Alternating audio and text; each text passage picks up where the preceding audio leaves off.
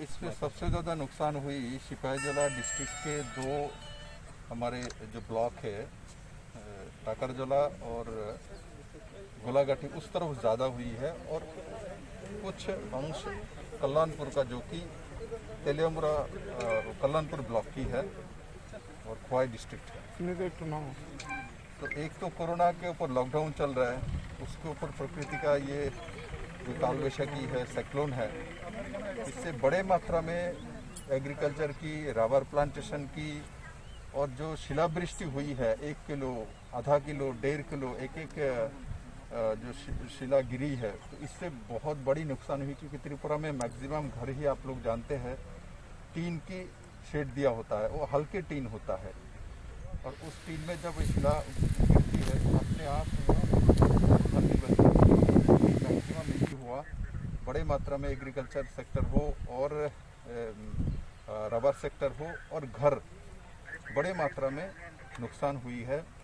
अब तक जो असेसमेंट है 500-550 के आसपास लोग कैंप में है त्रिपुरा में और 3 जगह में फैमिली, हाँ, और 550 के आसपास फैमिली है और साथ ही साथ करोड़ों रुपए के संपत्ति का नुकसान हुआ क्योंकि बड़े जिस एरिया से साइक्लोन गई है सब कुछ खत्म करके गए हैं। मैंने देखा छोटे छोटे जो कोई परवल का पौधे है उसको भी उखाड़ के फेंक दिया, मिर्ची का जो पौधे है उसको भी फेंक दिया और साथ ही साथ बड़े जो पेड़ है उसको भी गिराया। नीचे से ऊपर तक कुछ नहीं छोड़ा, जहाँ से गए हैं आंधी सब कुछ तहस नहस करके गया है। तो सरकार ने तुरंत काल से ही रात से सभी प्रशासन के अधिकारी काम पे लग गया है, सभी एमएलएस काम पे लग गया है और मेरे को खुशी है। तो सभी प्रशासनिक अधिकारी फील्ड में पहुंचने के कारण लोग कैंप में भी पहुंच गए और साथ ही साथ इनकी व्यवस्था करना,